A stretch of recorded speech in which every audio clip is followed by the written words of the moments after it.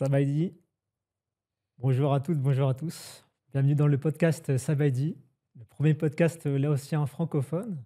Je suis très ravi de mettre en lumière des personnes issues d'origine laotienne, mais pas que, même celles et ceux, mais qui œuvrent pour le Laos.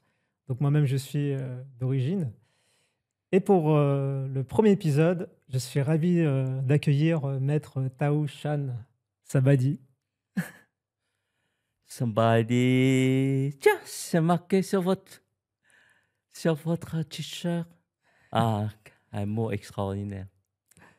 Alors maître, pour vous présenter, vous avez plusieurs visages, hein, réunis en une seule, de manière harmonieuse. Homme d'affaires, entrepreneur, moine, on va aller à l'origine. Pour vous, que représente le Laos? Le Laos, j'ai quitté quand j'avais 17 ans, après le bac de l'Académie de Montpellier. Donc, automatiquement, on vient en France. Et le Laos, à l'époque, quand j'avais quitté, ben, le Laos, c'est même pas 3 millions d'habitants. Et aujourd'hui, vous me posez la question sur ce Laos avec 7,77 millions d'habitants selon les chiffres 2024. Il y a une possibilité que je parle du Laos avec tous les allers de retour que j'ai habité, comment je pense, etc. Mais je voulais aborder le Laos dans un contexte totalement différent. Comment le Laos est aperçu et comment le Laos sera aperçu par le monde aujourd'hui. En quittant le Laos, je venais faire les études en France et depuis presque 50 ans, j'ai pu voyager partout pour les études, pour le travail, pour les dialogues interreligieux dans le monde, en Amérique du Nord, Amérique du Sud, presque tous les pays, en Afrique, en Asie, et je suis retourné il y a à peu près 1 an pour sentir quelque chose qui est beaucoup plus profond. Donc, comment je ressens le Laos? Le Laos, avec des nostalgies, on pense que c'est une perle rare, que le monde touristique ou le monde ne, ne savait pas trop. Mais j'ai découvert quelque chose d'extraordinaire. J'ai découvert que, par exemple, en Asie, il y a la Corée, le Japon, c'est le pays du soleil levant, le pays du soleil couchant. Et comment je peux définir réellement quelque chose qui exprime la nature, quelque chose qui est vraiment attachant dans mon cœur? Je vais dire, c'est le pays de l'émerveillement. Pourquoi l'émerveillement? L'émerveillement, ça peut être émerveillé de voir des sites, émerveillé de voir la nature, etc. Mais je crois qu'il y a encore quelque chose de plus profond dans le Laos. Par exemple, certains touristes, certains amis, certains chercheurs qui viennent au Laos, et puis ils disent, c'est bizarre, il y a un calme extraordinaire, j'arrive pas à dormir. Le soir, je me réveille, j'entends mon corps se battre. Et c'est un silence extraordinaire. Et je reviens, je ne sais pas pourquoi. Et c'est un calme. Et donc, c'est quoi cet émerveillement? Je crois découvrir quelque chose. L'émerveillement de connaître en soi. L'émerveillement de l'intérieur de soi en face de quelque chose qui est silencieux, comme si qui reflète quelque chose de vous chercher à l'intérieur.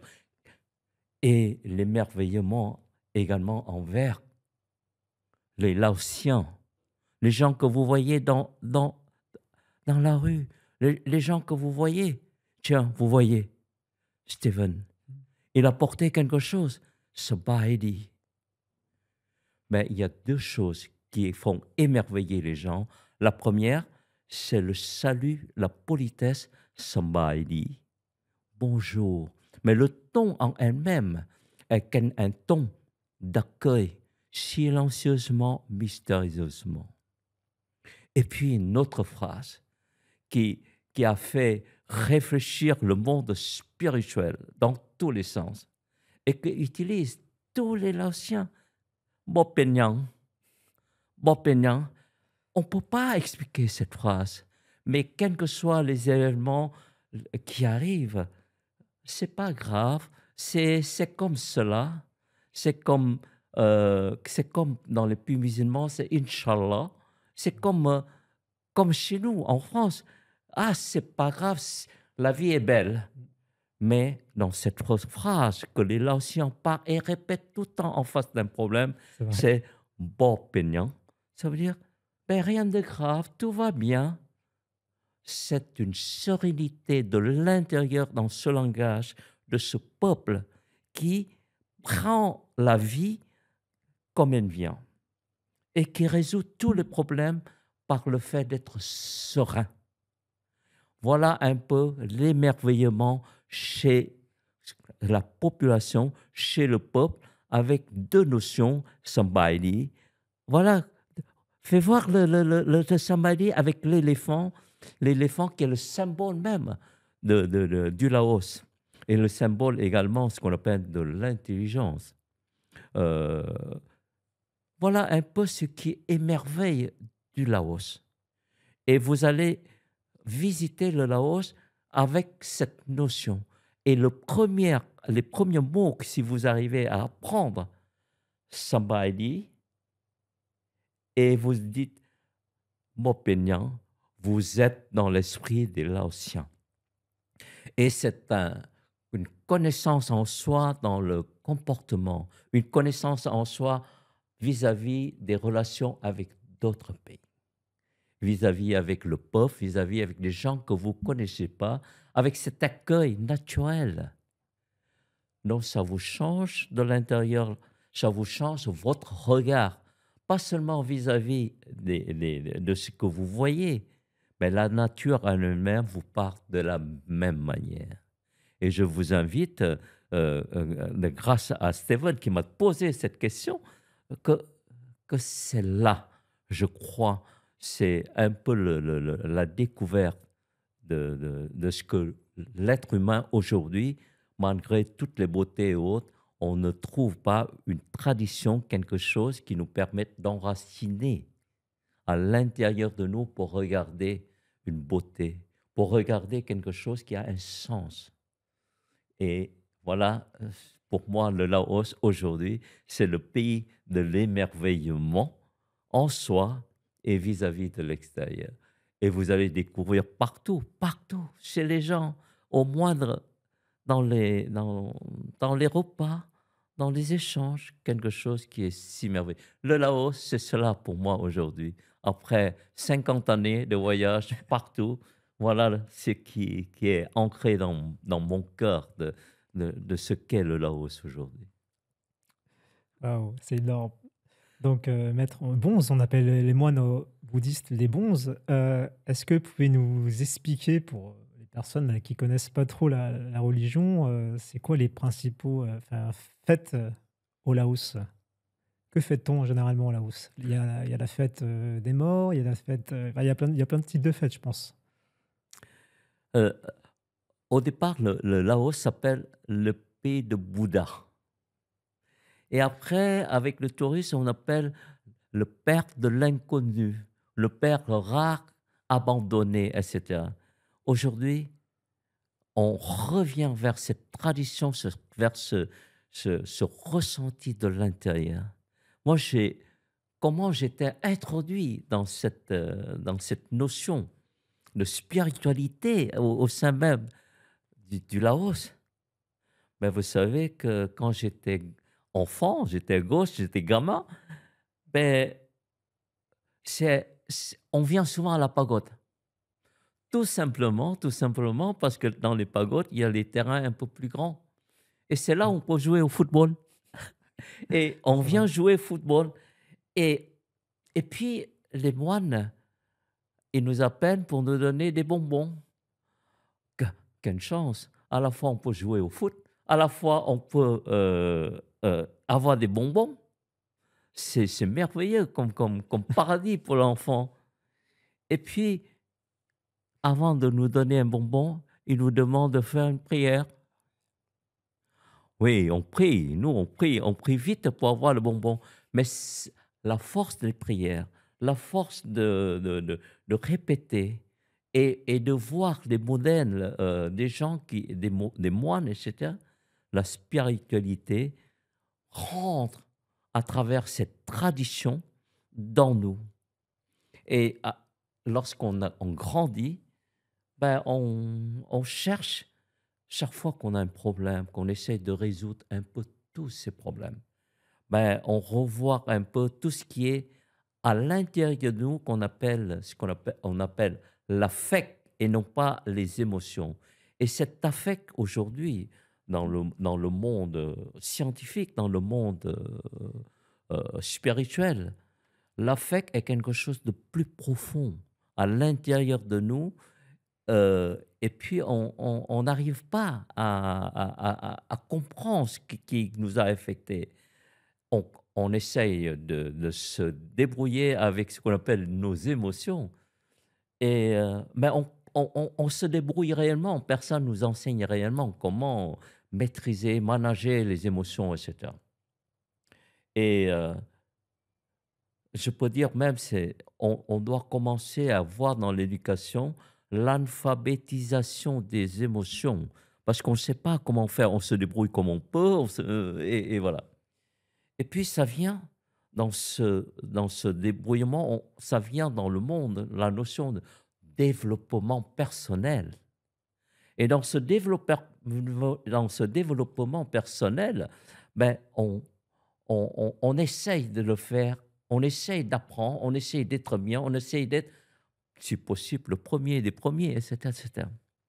Et dans tout cet enseignement de développement personnel, il développe en même temps l'ego, vouloir dominer les autres, vouloir dépasser les autres, voilà, etc. Et aujourd'hui, avec ces mutations technologiques, de l'information qui se passe dans le monde, et ça dépasse des générations et des générations. Donc, il y a quelque chose qu'on appelle un chaos. Ouais. Et qu'est-ce que ça vient? Il y a l'affect, ce qu'on a appris dès notre enfance, avec les présents, avec notre culture, mélangé avec d'autres cultures, etc. Ils sont à l'intérieur. C'est une mine d'or. En même temps, il est difficile de le faire. Et aujourd'hui, qu'on appelle le spirituel, permet d'explorer et, et également de pallier toute l'anxiété, la peur de l'être. Et c'est ça le spirituel d'un nouveau monde. Et c'est le spirituel qu'aujourd'hui, en visitant le Laos, vous allez faire face à cela. Et vous allez développer à l'intérieur de vous de cela, parce qu'au Laos, la religion, ou plutôt la spiritualité, elle est dans l'air, dans tous les êtres humains. Et c'est là où une terre, je peux dire, assez vierge pour que vous puissiez vous sentir sans être dérangé par énormément de systèmes systémiques qui vous empêchent de penser différemment. Voilà le silence que beaucoup de touristes disent. Comment ça se fait que j'entends mon cœur le soir me battre et je me sens euh, totalement dépourvu de toute analyse? Et c'est ça, je crois, le secret que le Laos laisse encore aux gens de pouvoir le découvrir. Et c'est ça toute la spiritualité, un pays de Bouddha dans le sens, dans le pays comment dire, un pays où de l'éveil, mais pas seulement de l'éveil du Bouddha, l'éveil de chacun. C'est pour ça on utilise le pays de l'épanouissement, mais c'est de l'éveil à l'intérieur de nous, à l'intérieur de chacun, dans un environnement où on n'est pas jugé. Tout à l'heure, vous disiez que petit, vous voulez prendre des bonbons et donc prier vite. Du coup, ce bracelet-là, justement, m'a été, remis par un bonze et pour expliquer un peu, c'est on fait une prière, voilà et puis le moine aussi, on souhaite, bonne santé, du bonheur.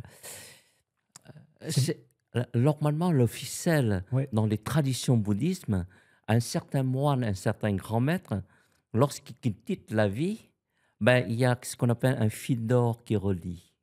Ce fil d'or est visible ou pas visible, est visible pour certains qui ont cet état de conscience qui voient ce fil d'or, et pour d'autres, ils ne voient pas le fil d'or, mais il reste le symbolique de cela. Et donc, le petit ficelle que je vais vous donner, j'en ai deux extraordinaires c'est un honneur. que j'ai amené. En fait, ce fil-là, c'est un fil qui permet de relier le ciel et la terre, et à l'intérieur, il y a un être, l'être humain. Donc, quand on pose, il y a une histoire qui est Ouais, ouais. extraordinaire, je vais vous raconter. On a posé une question toujours. Comment ça se fait que cette terre, il y a plein de guerres? Comment, oh, est-ce qu'il faut prier le ciel? Il faut prier la terre et il faut prier les êtres humains. Et puis, il y a un grand, grand maître en Chine, dans l'ancien temps, qui est le même maître, c'est le maître qui est avant même de Lao Tzu et Ah de oui. Confucius. Il a dit, Heu, il faut que les êtres humains puissent à la fois respecter et relier le ciel et la terre, et prier le ciel et la terre, et être pour pouvoir vivre en harmonie entre le ciel et la terre. Et on lui pose la question: «Mais comment un être humain peut relier le ciel et la terre?» Donc il y a le film symbolique, il y a une autre chose dans les attitudes que vous trouvez chez les Laotiens. Quand il dit somebody, il baisse la tête. Il ne fait pas somebody, il fait somebody. C'est le respect de vous en face, de le respect dans cet accueil. Et pour relier le ciel et la terre, on dit, mais quelle est la distance entre le ciel et la terre aussi grand pour qu'on puisse les relier? Ben, le grand maître lui répond, il fait 1,50 m. 1,50 m. Et comment l'être humain Mmh. peut relier le ciel et la terre et qui fait 1,50 m? Tout simplement, il faut se courber, être humble. Et lorsqu'on se courbe, 1,50 m, ça nous suffit. L'humilité, la reconnaissance de l'autre, dans même le salut et dans le comportement. Souvent, nous, on est en colère en disant, mais pourquoi il est différent de moi, etc. Et dans le terme Mopénian, il y a dit pourquoi pas.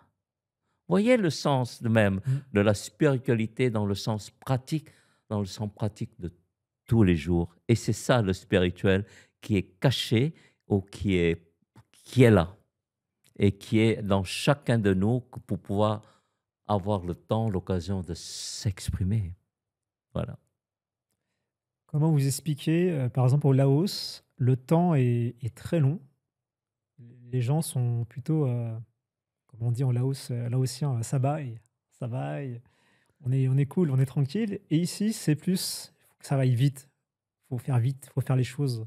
Comment vous expliquez ces 2 temps, un temps qui est long au Laos et un temps en Europe, en France? Je ne vais pas parler pour les autres pays, mais en France, où tout doit aller vite. Comment vous expliquez ces 2 visions? Je voulais pas expliquer, je voulais euh, seulement bénéficier des enseignements des grands maîtres pour voir un peu cela.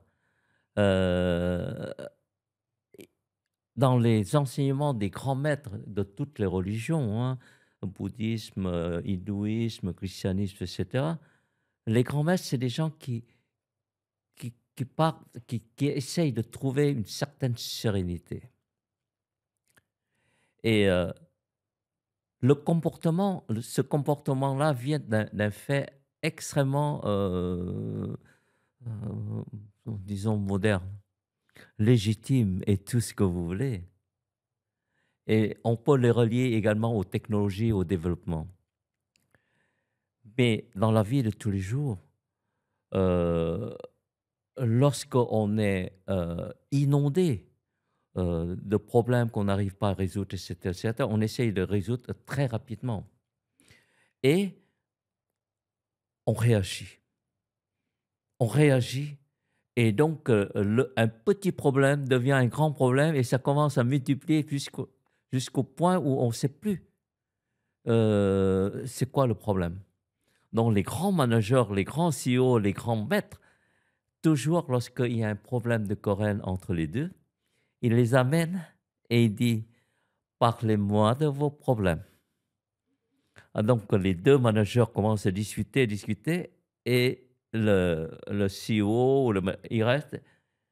Lorsque les choses sont diminues, il dit: «Revenez demain».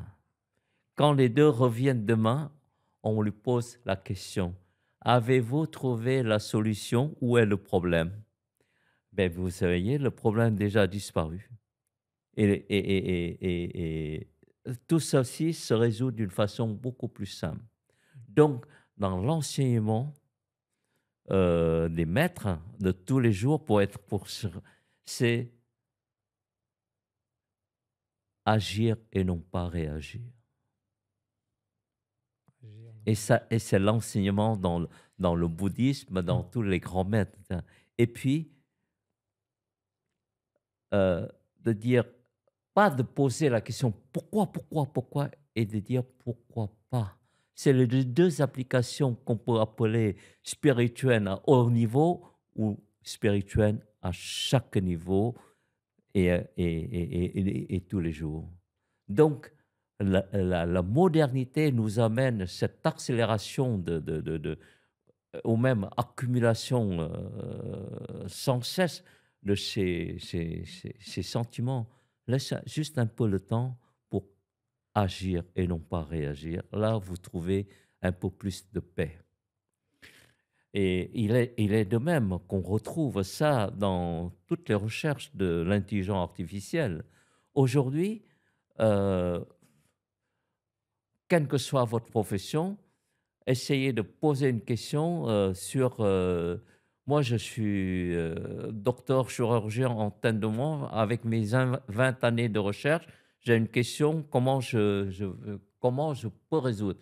Si on vous demande de faire tout seul, vous allez mettre 2 jours, 3 jours, 20 ans pour résumer un peu ce que vous avez fait en 20 ans. L'intelligence artificielle vous permet en 5 minutes de faire une synthèse totalement de ce que vous ne pouvez pas faire et on se pose la question, quelle est notre place? Qu'est-ce que la spiritualité peut nous aider? Eh bien, c'est très simple. C'est très, très, très simple. Il faut trouver votre place là où l'intelligence artificielle a besoin de vous. Je vous donne un exemple que tout le monde peut comprendre très facilement. Quand vous voulez jouer au tennis, Mmh. vous pouvez demander à l'intelligence artificielle ah, sur comment il faut frapper, comment il faut courir, comment il faut se positionner. Et vous donnez dans tous les détails, même comment il faut mettre votre doigt pour que le coup parte très très vite.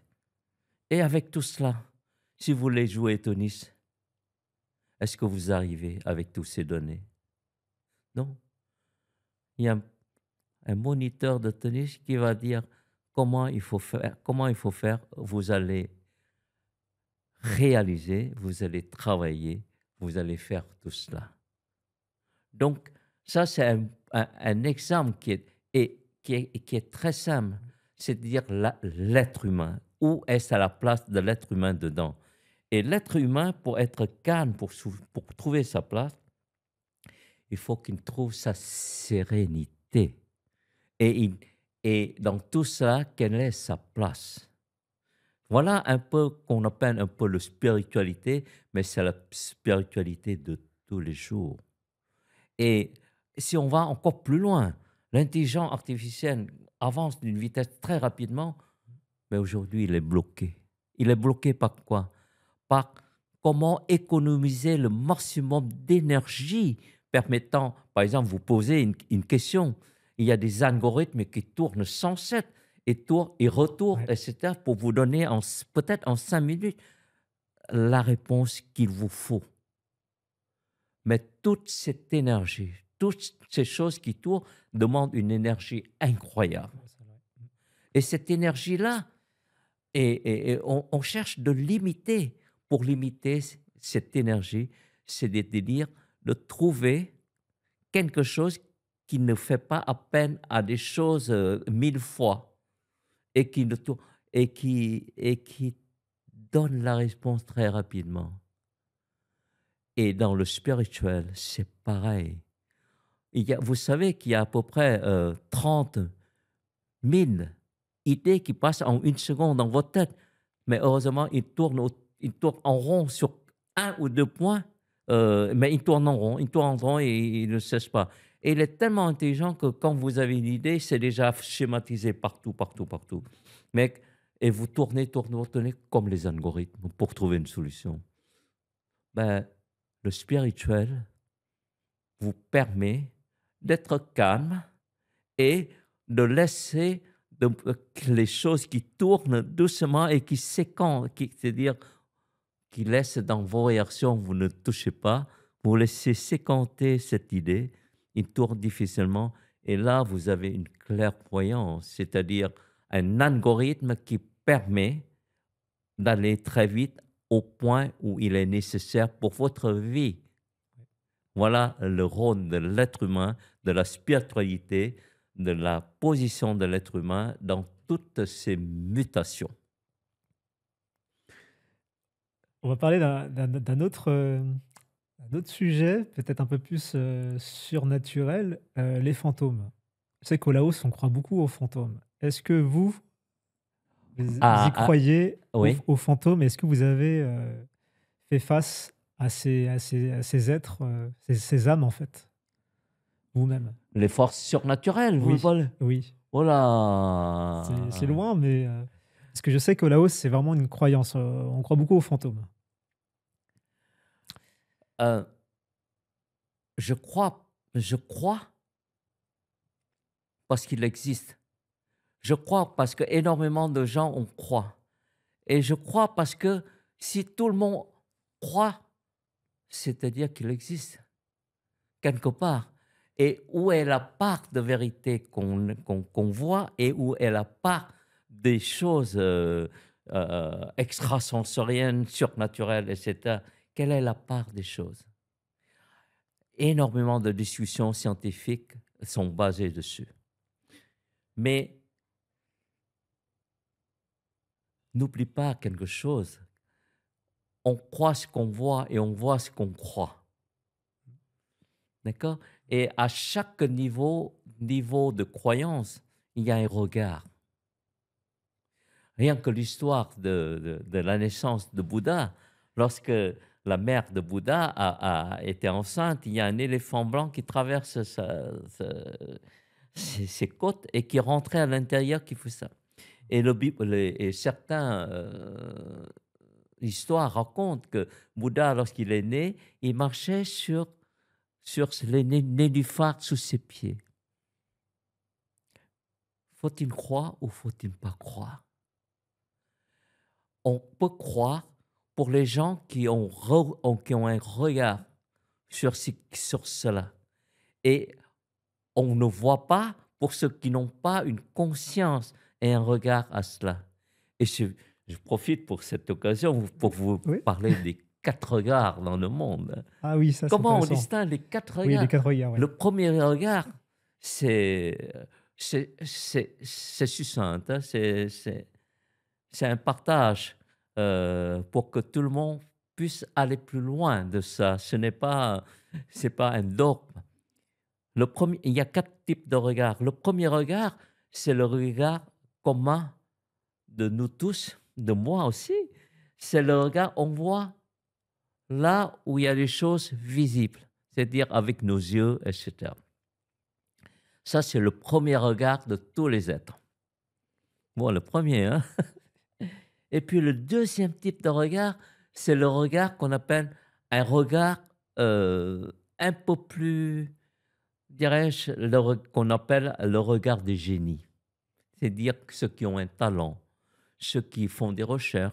Par exemple, le regard des chercheurs qui voient les microbes à travers, qui voient les bactéries, les trucs à travers le microbe. Donc, ils cherchent à l'intérieur, ils trouvent cela. Donc, ils voient à travers le microbe des choses qui ne sont pas visibles à notre œil. Et puis aussi, encore plus loin, il y a des journalistes, des chercheurs qui voient les choses un peu plus profondes de ce qu'on voit à travers leurs recherches. Donc, les nouvelles superficielles, plus profondes, les causes, etc. Donc, ils voient sont ce qu'on appelle l'œil des génies ou des chercheurs. Ça, c'est le deuxième regard, ça. Ouais. OK. Ah, voilà, et puis il y a le troisième regard, c'est ce qu'on appelle le regard des saints. C'est-à-dire des gens qui, qui ont une notion de sérénité dans le temps, c'est-à-dire le passé à travers les textes sacrés, à travers sa sérénité, ils voient le présent, le futur et le passé. Ils sont liés par l'histoire, par les connaissances, c'est un autre regard. Et ils voient également, surtout à travers les textes sacrés, que ces choses-là se répètent. Par exemple, certains savants ou certaines personnes qui voient l'avenir et qui voient dans les textes sacrés, Nostradamus et autres, ils ont ce regard-là. D'accord. Et il arrive à aller encore plus profond en cherchant des connaissances à travers ce regard-là. Et donc, il peut prévoir l'avenir ou le passé parce qu'il arrive à dépasser la notion de temps. D'ailleurs, nous sommes aussi dans les mutations de temps et l'espace, hein. Vous êtes là, là, vous avez communiqué avec je ne sais pas qui dans l'autre côté. Donc, l'espace et le temps ont changé dans notre notion de regard. Et aussi, tout le développement de la physique quantique nous permet d'amener dans un temps présent des choses du passé et du présent. Donc, c'est le troisième regard. Et ce regard-là étale sur beaucoup de choses qu'on appelle le regard des saints, le regard des grands génies de l'histoire. Et puis, le quatrième regard, c'est le regard qui ont en même temps le troisième regard, le deuxième regard et le premier regard. Mais ils ont une autre chose, c'est-à-dire ils ont ce regard-là, pas seulement dans le présent, dans le passé et dans le futur, ils connaissent les causes, les lois, les choses qui permettent de changer ce système-là. C'est le regard des incarnations, des grands que nous disons de Dieu, des manifestations de Dieu, etc. Aussi, chez certains maîtres authentiques, on voit ce regard. Voilà un peu les 4 regards que chacun de nous traverse. Et souvent, lorsqu'on est face à la vie de tous les jours, lorsqu'on est génie ou autre, on est souvent attiré ou tiré même par le regard, le premier regard qui est le regard commun des mortels. Et souvent, lorsqu'on est en colère, lorsqu'on est en compétition, etc., on est tiré vers ce premier regard. Donc, comment faire pour avoir des regards de plus en plus profonds? C'est aller, être libéré, être en sérénité et observer les choses comme telles, la nature et autres. Voilà les 4 regards qui nous permettent d'avancer très rapidement. Et au Laos, vous avez parfaitement raison. Il y a, il y a des gens qui parlent du troisième regard. Il y a des gens qui parlent du deuxième regard. Et non seulement ça, il y a des gens qui ont ce deuxième regard et ils ont réalisé qu'on appelle un peu les miracles, les choses Mais cela existe. Et si vous avez le troisième regard, vous pouvez voir exactement le deuxième regard. Et si vous avez le deuxième regard, vous pouvez comprendre le premier regard. Voilà un peu l'évolution qui se passe partout dans les pays modernes, dans les pays en voie de développement, dans les pays comme le Laos. Et au Laos, ce qui est extraordinaire, on ne vous donne pas l'explication. On ne cherche pas à vous expliquer scientifiquement avec... Et vous avez la possibilité de regarder, d'observer, et vous connaissez vous-même et vous regardez les choses différemment. Voilà un peu partout, partout, partout, partout. Somebody et c'est là. Oui. Somebody, respecter et c'est là. Et la deuxième phrase, miracle, c'est Bopénian, mais c'est cela, C'est ça. c'est cela. Et là, vous êtes accueillis pour aller faire votre propre recherche vous-même. C'est pour ça qu'on appelle le pays de l'épanouissement. Voilà. Est-ce que vous avez un message pour les Laotiens là, de France, en tout cas, et même d'Europe, qui nous écoutent? Parce que moi, personnellement, c'est vrai que en étant né en France, d'origine laotienne, euh, introverti, timide, ça m'a souvent tiraillé. Je me suis dit, mince, pourquoi je suis comme ça et tout. Et je m'en voulais un peu. Je me disais: «Ah, faut parler plus fort, faut sortir» et puis je l'ai fait. J'ai fait des conférences, mais j'étais toujours mal au fond de moi. Et lors de mon voyage au Laos, en fait, j'ai compris que en fait, dans la nature propre des gens du Laos, c'est l'humilité, c'est le calme et parler veut pas forcément dire faut pas parler forcément fort. Pas besoin de parler fort pour parler, en fait. C'est un autre type de langage, en fait. Les Laotiens s'expriment autrement, quoi. Ça, j'ai compris plus tard et du coup, pour les Laotiens qui ont cette double culture, quels conseils, enfin, quel message vous leur, donnez pour qu'ils soient plus apaisés? Pour pas qu'ils se comparent, pour pas qu'ils copient, qu'ils disent: «Ah mince, lui, il parle fort, faut que je parle fort», mais qu'ils soient vraiment, apaisés, quoi. Pas Euh, facile comme question, hein, je sais, mais C'est extraordinaire comme question, hein? c'est pas Parce facile, que c'est la vie de tous les jours. oui. Et une phrase, souvent les Laotiens ont beaucoup appris dès la jeunesse, hein, et même ceux qui sont venus en France ou en autre, il y a une phrase donc on utilise beaucoup, beaucoup, beaucoup, c'est «l'habit ne fait pas le moine». Il ne faut pas s'arrêter là. Parce que là, ça touche notre arrogance, notre d'essayer d'être quelque Mmh. chose. Enfin. Mais j'ai souvent dit, l'habit ne fait pas le moine pour tout, pour les moines, pour les autres. Mais Dieu ou Bouddha leur a mis les habits pour qu'ils puissent réellement enseigner. Et dans la vie de tous les jours, nous, on essaye de, de, de, de, de- d'avoir faire quelque chose et en même temps on est retiré parce qu'on ne l'est pas. Comment adapter à cela? Qu'il est l'ancien, qu'il est humain, qu'il est tout. Il y a cette hésitation. Voilà. Et aujourd'hui, encore plus, parce que le système de développement humain ne, nous oblige à aller encore plus. Et le plus, c'est le bonheur. Et le plus, c'est le bonheur. Le plus, c'est le plus fort. Le plus, etc. Et on est arrivé dans cette mutation aujourd'hui, depuis, surtout très visible depuis 2 ou 3 ans, là, et encore de plus en plus chaque jour, chaque semaine. Mais ça nécessite quelque chose d'autre. Ça nécessite quelque chose qui est, qui est beaucoup plus de valeur pour confronter la réalité. C'est la connaissance de soi. Que les Laotiens, ils les connaissent Laotiens. Euh, Moi, je parle l'ancien, j'arrive plus à écrire. J'arrive plus Ah oui? à lire très rapidement.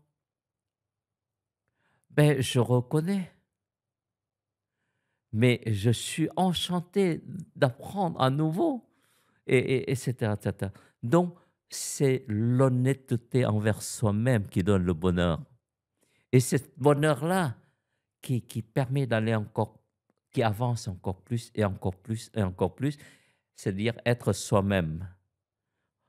Va ressourcer au Laos ou à l'ancien pour pouvoir retrouver cette notion C'est bon ça. peignant, c'est-à-dire, mais c'est cela, sambai, sambai, bon peignant.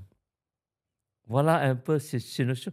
Et d'ailleurs, ça vous va bien, hein, votre Ah tricot merci. avec sambaidi, voyez, avec le et c'est ça qu'aujourd'hui, l'être humain doit aller vers cela pour pouvoir même plus adapter, mais de trouver sa place réelle dans la société par rapport aux mutations. Si vous êtes centré, vous travaillez dessus tout en étant déjà conscient. Et là, comme un tennisman, comme quelqu'un qui travaille sur quelque chose, euh, voilà, et votre position vous permet de on dire, de dépasser toutes ces craintes, ces essais légitimes, hein, d'être quelqu'un, d'être quelque chose. Et c'est la force aujourd'hui, la force, les nouvelles forces aujourd'hui, c'est d'être soi-même et aller plus loin. Et c'est ça qu'on appelle un peu le terme savant, spiritualité, mais c'est la spiritualité au quotidien, face à des problèmes, et il faut traverser le problème grâce à ça. Voilà, et en tant que l'ancien, vous avez déjà cette graine, donc allez plus loin, et voilà, c'est comme ça qu'il faut remercier le Laos qui qui qui a encore cette notion-là au sein même du pays, que j'ai découvert, redécouvert après 50 ans. Ouais. Comment vous expliquez que le Laos, enfin, on se développe, mais là, on voit qu'au Laos, là, dans mon dernier voyage, j'ai vu que maintenant, il y a de plus en plus de Chinois, du coup, Mmh. qui commencent à construire des bâtiments, des casinos, des Coréens aussi. Est-ce que le Laos va rester tel quel dans quelques années? Ou va-t-il être envahi par la Chine, selon vous?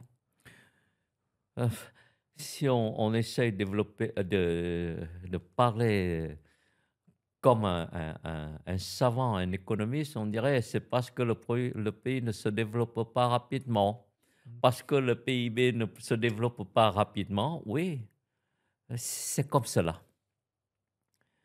Et pourquoi, et si on va un peu plus loin, on se pose cette question, pourquoi le Laos reste encore un pays paisible? Paisible.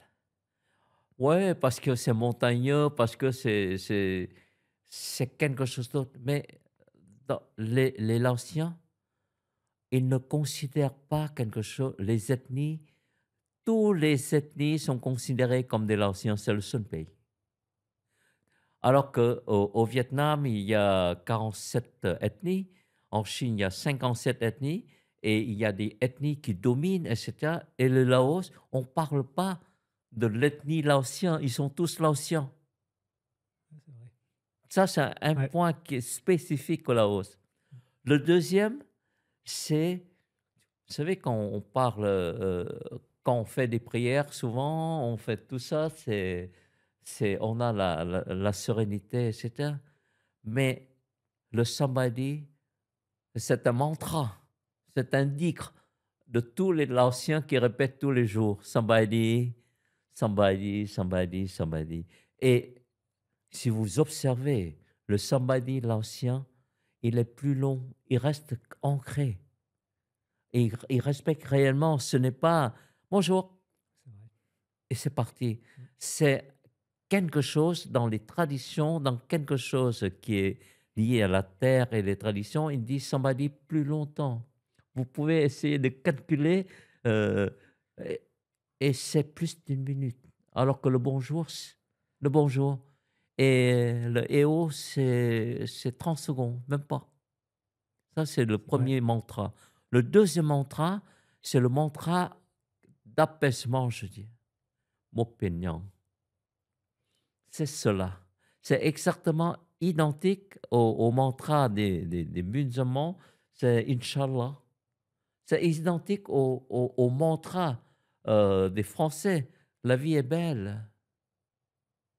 Est-ce que vous avez vu des Français qui partent tout le temps, la vie est belle? Non. non, c'est vrai. Alors qu'au Laos, vous allez rencontrer quelque chose dans 5 minutes, dans une conversation d'un manger, vous dites Ouais, c'est bon vrai. peignant. Mais il répète tout le temps. Ça ancré, ça purifié, ça nourrit un esprit de coopération et non pas un esprit de compétition. Voilà, c'est la prière de tous les C'était jours dans un peuple qui utilise ça.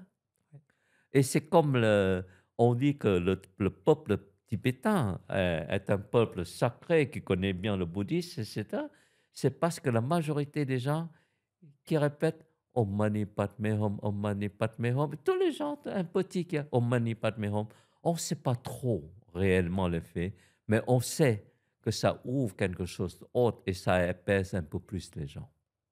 Et le mot peignant, le mantra laotien, extraordinaire. Si vous passez un jour et vous avez appris ça, répétez ça, vous allez explorer le Laos, vous allez aller partout.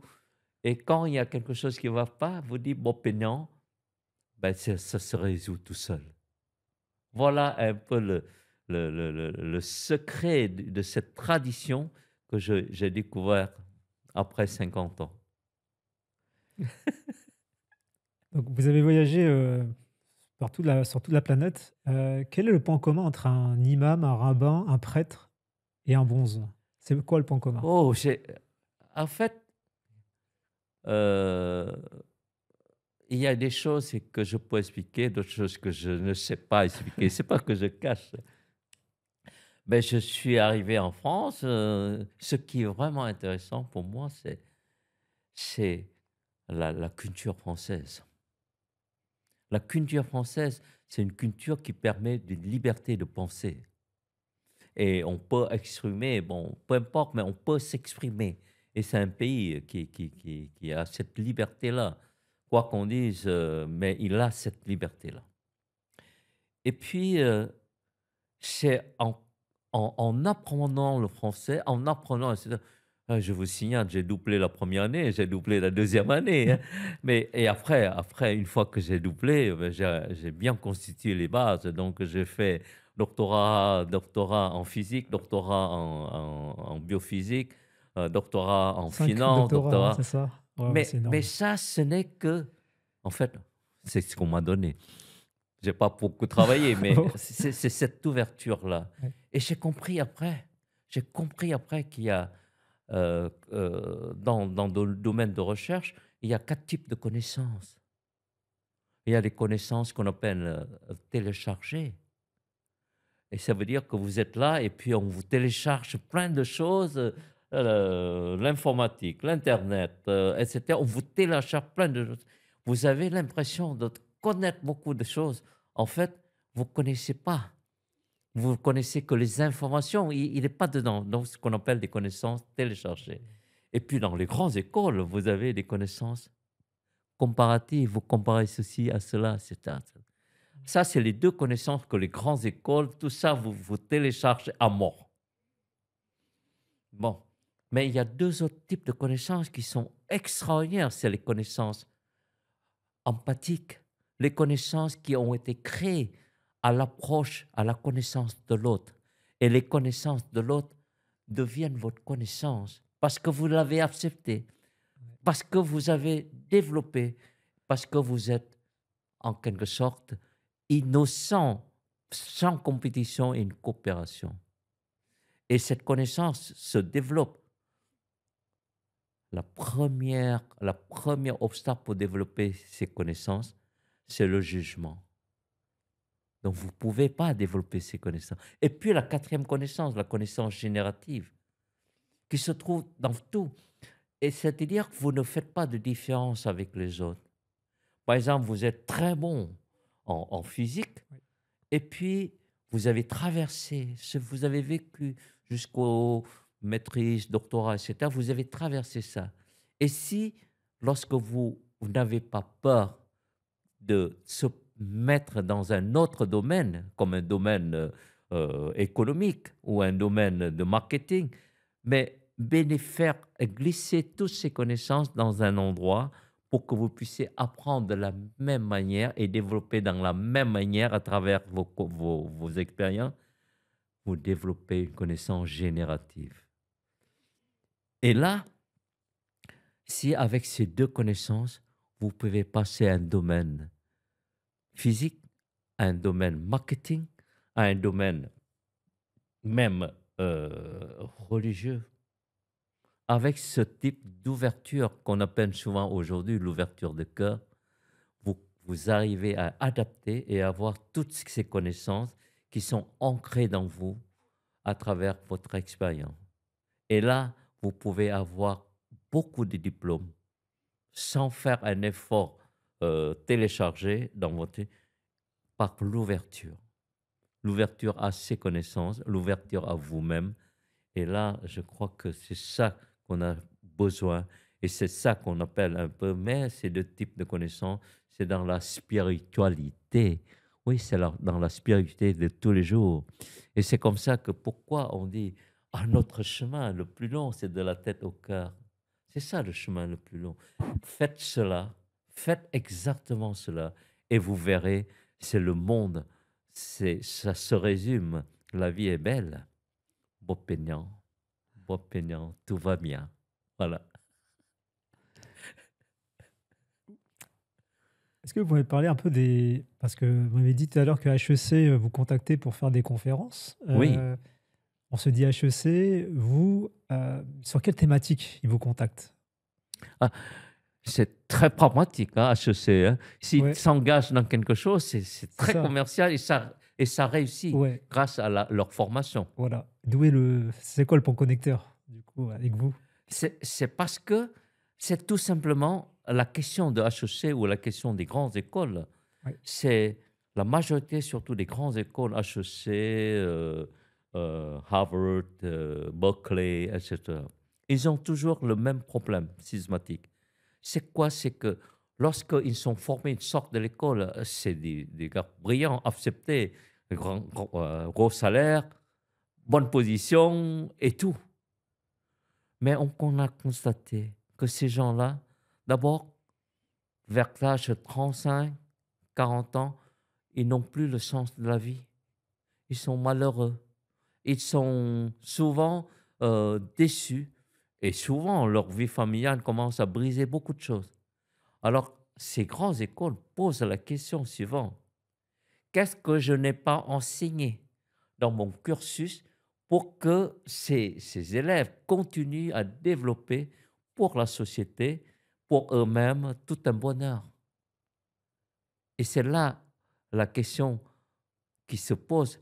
Mais est-ce que le spirituel, est-ce que l'enseignement religieux ou quelque chose d'autre, développement personnel, permet de pallier ce problème, permet de continuer là? Et c'est là où je me sens en pleine, comment dirais-je, en pleine joie de développer ce que j'ai passé. Donc, ces enseignements, ces lectures dans ces grandes écoles, c'est que le partage de la vie, le partage d'une expérience avec eux pour que chacun puisse, à partir de quelques graines, quelques lumières, développer. Et c'est la même pour les Laotiens qui sont arrivés ici et qui a déjà cela dans le cœur, qui a été qui a absorbé cette source à l'intérieur. Mais juste dire, juste être conscient que c'est leur source.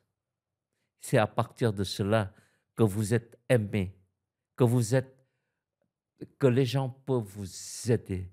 Et si on a à enseigner une phrase à une génération, qui se développe, et surtout cette génération-là, c'est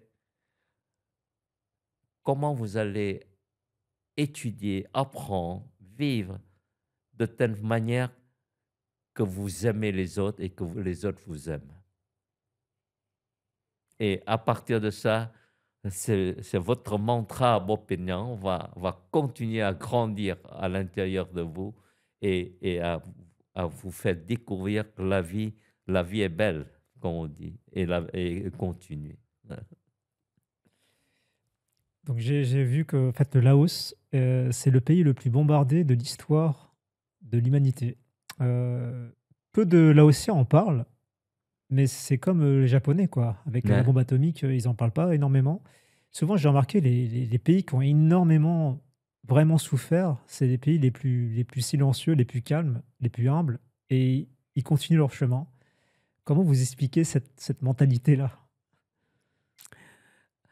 Euh, c'est- En général, c'est le pays en voie de développement, on pense que c'est le pays le plus souffert économiquement. D'accord. C'est parce que notre système de pensée aujourd'hui est, est basé sur une seule chose. Le plus, c'est le bonheur. Alors que, en réalité, même dans ces pays, le plus, c'est le bonheur. Il y a, il y a des milliardaires, des gens qui sont extrêmement riches, mais qui sont malheureux. Et ils ne savent pas quoi faire avec leur argent. Et ils sont prisonniers de leur argent. Et les pays pauvres, ils sont prisonniers de leur pauvreté.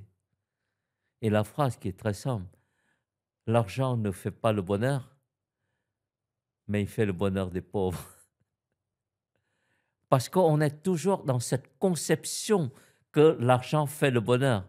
Mais l'argent ne fait pas le bonheur des riches, mais il fait le bonheur des pauvres. Est-ce que être pauvre est bien ou être riche est bien? Voilà un peu cette, c'est ce qu'on cherche. Le vrai bonheur, c'est savoir exactement quel est notre chemin et qu'on qu'on n'a pas le plus qui fait le bonheur, mais on a peut-être le moins qui fait le bonheur. Et ça, c'est tout un développement, moins d'attachement, moins de compétition, moins de ceci, cela. Et d'ailleurs, qu'on a posé la question à Bouddha, mais qu'est-ce que la méditation vous apporte?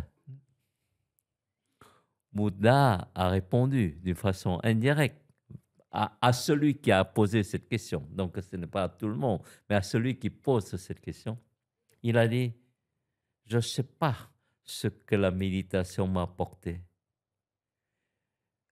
Je ne sais pas ce que j'ai gagné dans la méditation, mais je sais ce que j'ai perdu.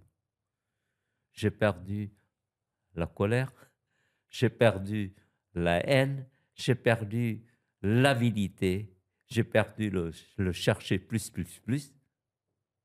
Et voilà, la méditation m'a apporté. Énorme. Voilà. Donc pour clôturer ce premier épisode, je pourrais parler pendant des heures, avec vous, maître. Est-ce que vous avez un message pour celles et ceux qui nous écoutent, pour qu'ils croient en eux? Parce que je pense que pour changer, le monde, il faut changer soi-même. Quel message, vous aimeriez, partager avec eux? Pour qu'ils se lancent, pour qu'ils croient en eux, pour qu'ils puissent éclore, leur lumière? Ben, le message est très simple. Le message, c'est le message de Bouddha, le message de tous les gens, les grands maîtres, qui dit euh, continuez à marcher sereinement, quelles que soient les rumeurs, quelles que soient les choses qui vous perturbent. Marchez doucement à petits pas et ça fera des grands pas dans votre vie. Et surtout les rumeurs, les choses qui vous, qui vous perturbent. Souvenez que ça vous enlève cette énergie-là. C'est tout ce qui est négatif enlève votre énergie.